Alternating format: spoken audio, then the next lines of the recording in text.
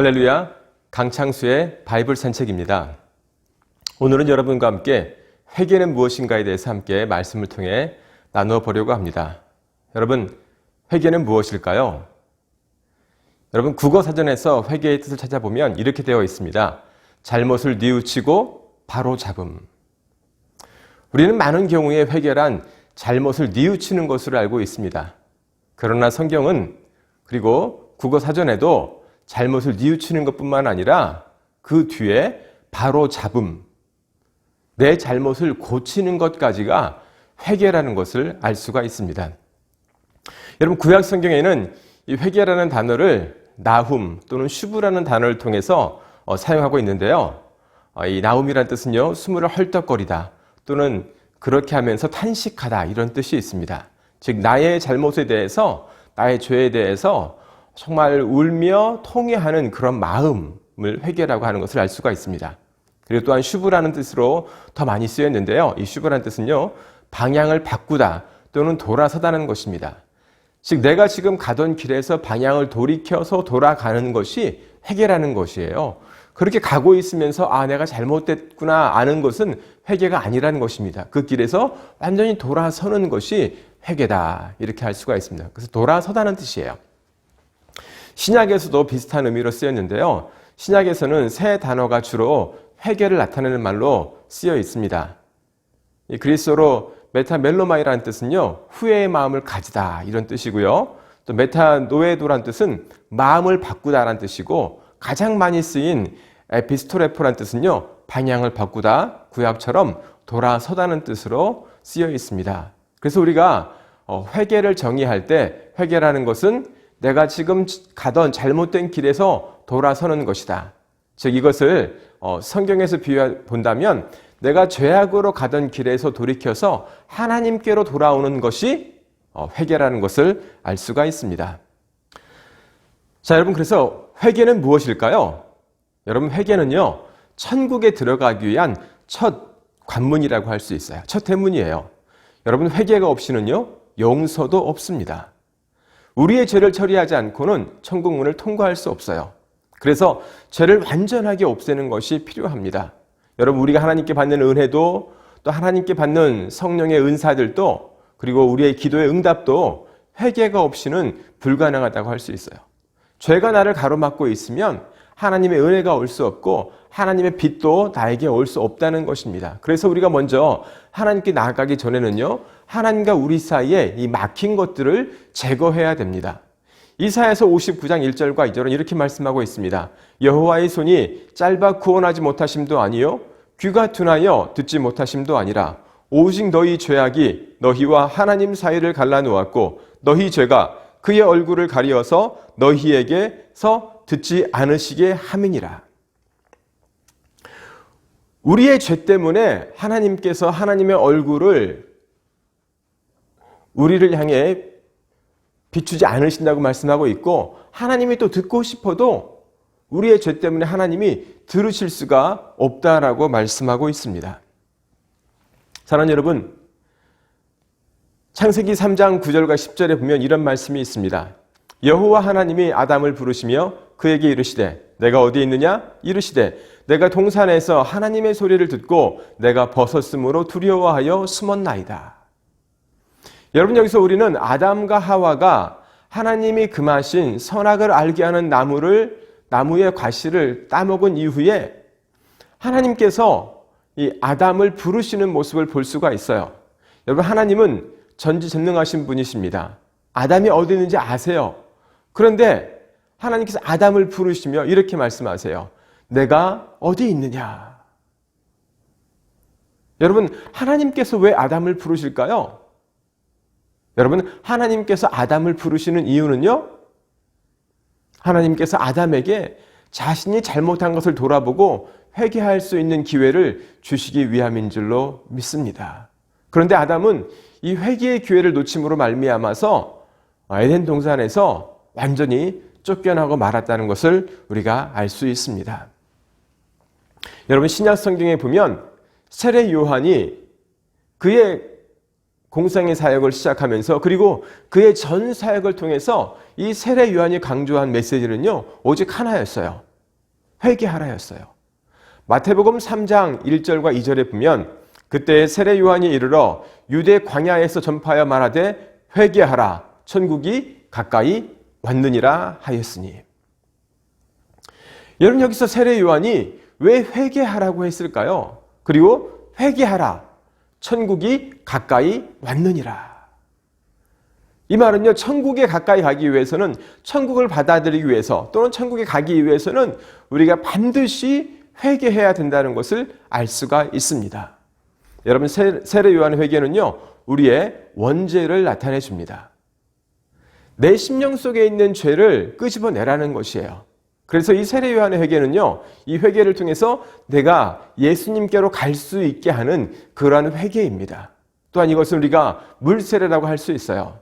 여러분, 예수를 믿는 사람들이 예수를 믿음을 우리가 고백할 때 공적으로 우리는 이 물세례의 과정을 통과합니다. 많은 사람 앞에서 내가 그리스도입니다라고 고백하는 것인데요. 이것이 믿음 생활, 즉 그리스도인의 생활의 시작이라고 할 수 있어요. 그래서 세례 요한의 회개는 내가 예수 그리스도께로 가기 위한 회개이고 또 믿음의 삶을 시작하는 그 첫 단추라고도 할 수가 있어요. 그런데 여러분, 놀랍게도 예수님께서 그의 공생의 사역을 시작하시면서 동일하게 같은 말씀을 외치고 있어요. 마태복음 4장 17절입니다. 마태복음 4장 17절에 보면 이때부터 예수께서 비로소 전파하여 가라사대 회개하라 천국이 가까이 왔느니라 하시더라. 여러분, 문자적으로 보면 이 세례 요한이 외친 회개하라 천국이 가까이 왔느니라와 예수님이 말한 회개하라 천국이 가까이 왔느니라는 것은 같은 말씀이에요. 그런데 여러분, 우리가 조금 영적으로 묵상해 보면 그 의미는 다르다고 할 수 있어요. 여러분, 예수님께서 말씀하신 이 회개하라는요, 우리가 천국에 가기 위한 회개라는 것을 알 수가 있어요. 그래서 예수님은 오셔서 우리 가운데 이 불세례를 주셨습니다. 즉 성령 세례를 주셨어요. 여러분, 왜 우리가 성령으로 세례를 받아야 합니까? 내가 성령으로 세례를 받는 이유는 내가 권능을 받아서 내 죄성을 물리치고 하나님 나라에 가기 위한, 또 그리스도인의 삶을 살기 위한 이 능력을 받기 위함이에요. 즉 예수님께서 회개하라는 이 외침은 내가 천국에 갈 수 있도록 하라는 그런 회개라는 것을 알 수가 있습니다. 사랑하는 여러분, 여러분이 믿음의 삶을 시작하면서 여러분 말씀의 씨를 받았습니다. 예수 그리스도를 믿었습니다. 그렇다면 어떻게 해야 되죠? 내가 예수를 믿었다면 그 믿음의 삶을 내가 이 땅 가운데 살아가기를 시작해야 돼요. 즉 말씀을 나의 삶 가운데 적용하기를 시작해야 돼요. 그래서 땅에 씨를 뿌렸다면 그 씨가 자라야 되고 내가 가꾸어서 그 씨가 열매를 맺어야 한다는 사실입니다. 내가 만약에 이렇게 삶을 살지 못한다면 그 죄를 내가 날마다 회개함으로 우리는 천국을 향해 나아갈 수 있습니다. 사랑하는 여러분, 왜 우리가 천국 가기 위해서 매일매일 회개를 해야 할까요? 저는 이 답을요, 요한계시록에서 찾아보고 싶습니다. 요한계시록에 보면 요한이 마지막 때의 일들을 이 환상으로, 계시로 하나님께로부터 받았습니다. 그 내용을 사도 요한이 설명하면서 7교회에 전하는 메시지라면서 그 내용을 쭉 계시록에 설명하고 있는데, 여러분 그 7개에 준 그 메시지가 어떤 것일까요? 여러분 그 메시지를 살펴보면요, 그 메시지의 중심은 회개라는 것을 알 수 있어요. 그리고 그 메시지의 중심은요, 또한 이기는 자가 되라는 것을 알 수가 있어요. 우리가 그 내용을 간략하게 한번 살펴볼게요. 여러분 에베소 교회는요, 이렇게 말씀하고 있어요. 처음 사랑 버린 것을 너희가 회개하라. 그리고 처음의 행위를 가지라고 하고 있어요. 내가 예수를 만났던, 예수를 경험했던, 하나님이 나를 사랑했던 그 감격을 잊지 말라는 거예요. 하나님께서 예수 그리스도를 보내셔서 나를 사랑했던 그 사랑을 받았던 나의 그 마음을 잊지 말라는 거예요. 그리고 서머나 교회는요, 환난과 궁핍 속에서도 죽도록 충성하라고 했어요. 이 서머나 교회에는 회개하라는 말씀을 하시진 않았지만 대신에 이런 말씀을 하셨죠. 너희 가운데 환난이 있지만, 너희 가운데 궁핍이 있지만 그 속에서도 죽도록 충성하라는 거예요. 계속해서 충성하는 삶을 살아가라고 하고 있어요. 그리고 버가모 교회에는요, 너희가 발람의 교훈과 니골라당의 교훈을 따르고 있다는데 이것을 회개하라고 있어요. 여러분 발람이란 선지자는요, 이 발락 왕에게 뇌물을 받아요. 그리고 이스라엘을 저주하라는 이 내용을 의뢰받습니다. 그리고 복채를 받아요. 이것을 회개하라는 거예요. 즉 주의 사역을 위해서 또는 그리스도의 신앙을 위해서 물질을 취하고 물질을 뇌물로 주는 이 모든 행위에 대해서 회개하라는 것이에요. 그리고 니골라당의 교훈을 따르지 말라고 합니다. 이 니골라당은요, 한 번 구원 영원 구원 또는 우리의 행위가 없는 구원을 가르친 것을 의미해요. 여러분, 우리의 구원에는요, 우리의 믿음도 필요하지만 이 믿음은 우리의 삶을 포함하는 믿음이라는 것을 알 수가 있는데 삶이 빠진 믿음은 헛것이라는 것이에요. 이것을 회개하라고 말씀하고 있어요. 그리고 두아디라 교회는요, 너희가 행음하고 우상 제물을 먹은 것을 회개하라 이렇게 말씀하고 있어요. 또 사대 교회는요, 너희의 행위에 온전치 않은 것을 회개하라 이렇게 말씀하고 있어요. 빌라델비아 교회는요, 말씀을 굳게 잡아 지키라. 이 빌라델비아 교회도 회개하라는 말씀은 없지만 어떤 말씀이 있어요? 말씀을 지키라고 해요. 마치 이것은요, 하나님께서 아담과 하와에게 너희가 에덴 동산을 경작하고 지키라 말씀하신 것 똑같아요. 지키지 못하면 어떻게 돼요? 쫓겨나는 거예요. 똑같죠?